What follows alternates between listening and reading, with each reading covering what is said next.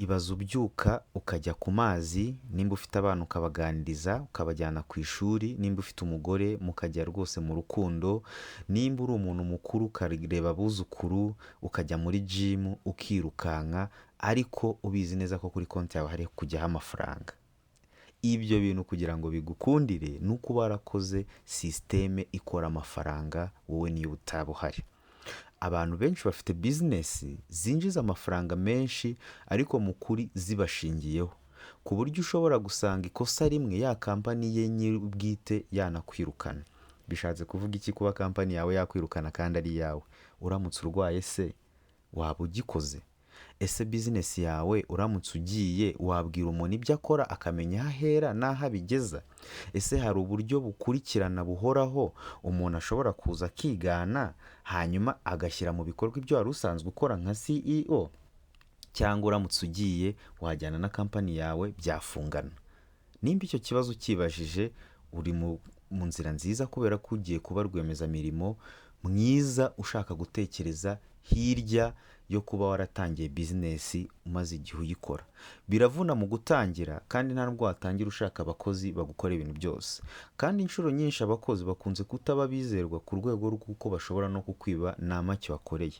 Ariko iyo ufite sisiteme iteguwe neza, mu mutwe wawe uri rwiyemezamirimo, uri entrepreneur, uri ready, uri tayari, ufite ubumenyi bugezweho, ushobora kumanaginga impano z'abakozi ku buryo amafaranga binjize yinjira koko, ahubwo amafaranga ubaha akaba yakoze andi. Ngiye kubafasha iki rero? Ntacyo, ahubwo nuko hano niboneye urubuga bita Global Nexus Institute. Urubuga rwose rufite inkomoko hano mu Rwanda, ndabona bakorera i Kigali mu Rwanda muri Northscan House mu mujyi, aho ushobora kugenda bakaguhugura, bakaguha amasomo ajyanye na business. Si ibyo gusa, uru rubuga rufite amasomo menshi agiye atandukanye agufasha kwihugura muri porogaramu zitandukanye nk'uko mubibona. Ariko izi porogaramu zabo rwose zirishyura. Nk'iyi yishyura amadolari 120, amadolari 600, ariko uretse kugenda utavuga ngo bya bintu ni scam. Wayishyura kubera yuko ubumenyi bugomba kwishyurwa, nta kintu cy'ubuntu kibaho. Hanyuma ariko hari ukuntu nasuye uru rubuga cyane, mbona hari n'amasomo y'ubuntu ushobora kuza ukiga mu gihe gitoya, ukihuguraho mu bumenyi butandukanye. Aya yose ni amashuri y'ibyo bakora, ushobora kureba aho bakorera ukabasura, kubera ko twe twibanda cyane kuri business study cyangwa ibijyanye na business no gukora imishinga, niho turi bwigire. Ndibutsa ba bantu b'aba content creator ko bafite n'amasomo ya digital and creative media, cyane cyane abantu mu bintu bya UGCI cyane. Dore aya ni amahirwe yo kumenya uko bikora. Hanyuma business study rero, njya nikundira business cyane. Ni business company growth, amafaranga, njyewe niyo domaine nibarizwamo. Aya masomo yo noneho hano ni ay'igihe gitoya, ushobora kwiga mu byumweru 6, byumweru 5, ukwezi, amezi 2, 3. Hakaba hari ayo wakishyura ku mafaranga make, amadolari 10, byo ni 14,500 kugeza ubu ngubu. Ni amafaranga make ukabona isomo ry'uburyo wagira icyo bita product management. Ubundi product ijya ku isoko iti, kubanza kumenya ngo product nkeneye ni iyihe, izafasha abantu ute, ugategura inzira yayo kugeza igihe uyikoze, kugeza igejeje ku isoko. Tuvuge nk'urugero, niba ugiye gukora ibikomoka ku ifarini nk'umugati, ukavuga ati se umugati wanjye uzaba umeze uti? Ese ihari isa gute? Abayikora se bo isoko rihagaze rite? Abakiriya se bakunda imeze iti? Irimo umunyu, itarimo umunyu? Ese target nyine ukabanza ukabireba ku buryo uraba ufite ishusho ngari ya product yawe ugiye kugeza ku isoko, kugira ngo izabashe guhangana n'izindi zihari. Ushobora no kwiga hirya y'ibyo ngibyo gushyira mu bikorwa iby'ingenzi bikenewe kugira ngo rya soko ryawe urihe product ikenewe, gukorana n'abandi bantu kugira ngo mukore ya product nziza. Amadolari 15,000 bigutwara amafaranga menshi. Nawe ushobora kubyiga ahubwo ukabyigisha timu yawe. Ushobora kubwira umuntu ngo abigukorera, ndakubwiza ukuri ko atabura kuguca amafaranga ari hejuru ya miliyoni. abo dukorana murabizi ibiciro biba bihagaze biri hejuru.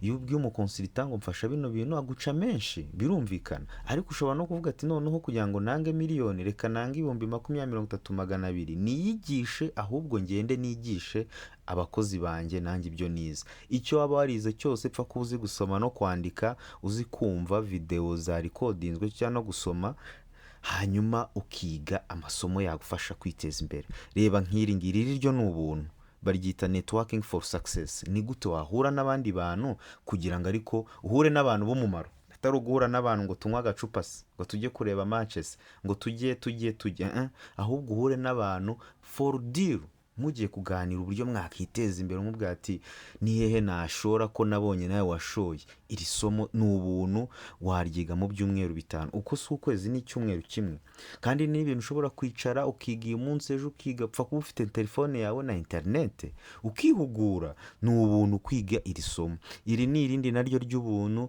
bita personal finance.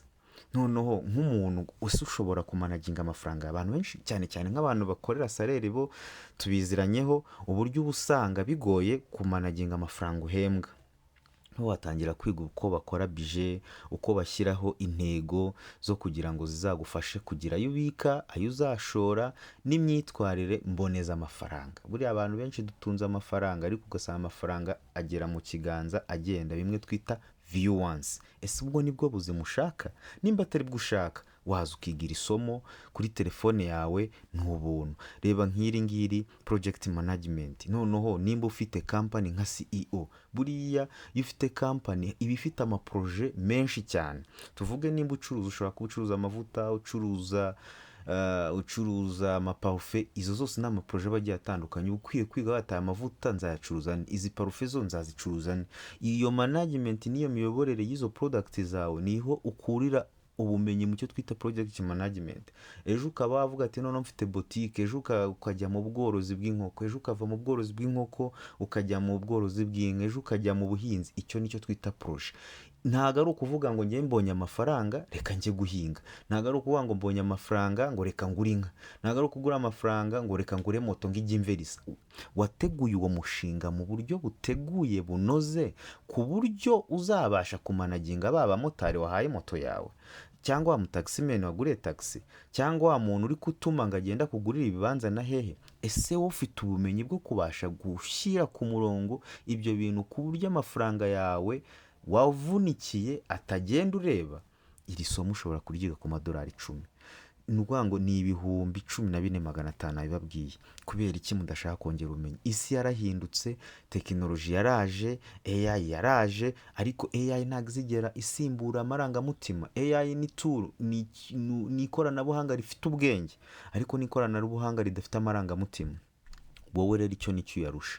Rero ukwiye kwiga kuyobora ibyo byuma, kuyobora aho isi igeze, social media ukamenya uko bikorwa. Reba nk'iri ngiri rya digital marketing and strategy. Ni uburyo ki twakamamaza, ni izihe strategy, ni ubuhe buryo, ni iyihe systeme, ni iyihe blueprint wakoresha kugira ngo wamamaze ibintu byabigere ku bantu benshi. Musigaye mubona, ukabona umwana arangije segonderi, araje kubera ko akoze utuntu dusekeje, agize abantu benshi ku mbuga nkoranyambaga ziwe, ukajya kubona ukabona brand nka MTN, Airtel, Bakers, n'izi big companies zimuhaye amafaranga ngo azamamarize, kandi bakamuhemba mu mamiliyoni, just kubera yuko isi yarahindutse. Abantu ntago bakira ba televiziyo n'amaradiyo cyane, bari kuri social media. So you have to have strategy to approach where your clients live. Abaho abantu batuye uhabasange. Iyo nicyo digital marketing. Ni gute wakoba utumazinga ibyo ukora kuri internet abantu bakayibona mu buryo bworoshye bwihuse. Izo strategy zose rero waza ukaziga. Aya ni amadolari 5 yonyine, ibihumbi 7,500. Ukaza ukiga ubumenyi buzagufasha gukomeza gutera imbere, kuko nukomeza gukora ibintu abantu batabizi uzakomeza guhomba. Cyangwa se ujye ubona uhora amafaranga urayabona ukayishyura ukayahemba, uhora mu turambere uguzaguza wongeramo, ukibaza ngo ubuzima bwanjye buzagarukirayo. Uramutse urwaye ukwezi kumwe amadeni yakwana menshi bakanagutereza. Tubona abantu benshi bari bafite business n'amamodoka meza babatereza. Kubera iki? Babonye amafaranga, babura sisiteme ikora yo kugira ngo ikomeze ikore amafaranga, nabo bagire umwanya wo gukomeza gutekereza. buriya uba uri CEO, uba uri umuyobozi mukuru nyine ugomba kwicara ukavuga ati iyi bizinesi iri kwinjiza miliyoni, reka nshake indi yinjiza 200, reka nshake indi yinjiza 100, reka nshake indi yinjiza 20, ukagira source of income zikomeza zikwinjiriza. Ariko niwicara ku bintu ugashaka byose kubikora uri umwe, uzarwara umutwe, uzahora na stress, uzahora na depression, uzahora mu madeni, uguzaguza kandi ugaragara nk'umukire. Ariho ubona umuntu arimo agenda mu muhanda amuvuga ngo bite, hashira nk'isaha ngo bite, akakwikiriza wamaze kugenda kare, kubera yuko igihe wari uhari ntiyari ahari, yari arimo atekereza aho ari bwishyura amadeni ya banki, aho ari bwishyura amarambere yafashe, ahari afite ibitekerezo byinshi. Kubera iki ushaka kutakoresha amafaranga yawe? Amafaranga nta kindi abereyeho, abereyeho kugura ubwe. Ushobora gushaka umuntu ufite ubwenge ukamwishyura akakwinjiriza amafaranga, akakwereka strategy, bitakunda ukamwirukana ukazana undi, ukagerageza we kuba manager ureba ko atakwiba gusa. Wowe icyo ushinzwe kureba ni ukureba ese ibyo namusabye gukora yabikoze, birimo biratanga umusaruro, ese amafaranga namuhaye arahura nayo ari kugarura muri company, agaciro turi kumwishyura ari kukagarura muri company. Icyo nicyo kikugira umuyobozi cyangwa CEO. Niyo mpamvu urubuga rwacu turwita CEO Logic, nitwavuga Imana Strato, kugira ngo dutekereze nk'abayobozi ba business ariko baba entrepreneur ku rwego rwisumbuyeho, bamwe bava mu kigare cyo kwitwa ngo ni abayobozi ba company, ariko company zitari kwinjiza amafaranga, company zigushingiyeho ku buryo uramutse urwaye abakozi n'ibiki byose byahagarara. Tangira wubake systeme ikora amafaranga, tangira wubake ubwami uzaraga abana bawe, ahubwo abana bababwira ati jya kwiga kuba HR, jya kwiga kuba accountant, jya kwiga kuba financial analyst, jya kwiga kuba investor, noneho baze bagufashe guteza imbere bwa bwami bwawe. Ariko mu gihe uri kubyikorera bazagenda bigira ibyo babonye, niba naza babura akazi kandi wari ufite uburyo bwo kuba wabaha akazi. Icyo kintu nimba ugitekereje uri umu entrepreneur mwiza. Ibi mbivugiye kuri iri somo nari mbonye uru rubuga rutanga ku buntu, harimo n'ayishyurwa. Peace and Love, iki kigo bacyita Global Nexus Institute, wabasanga aho bakorera bakaguhugura. Nimero zabo ngizi, bye, kora follow.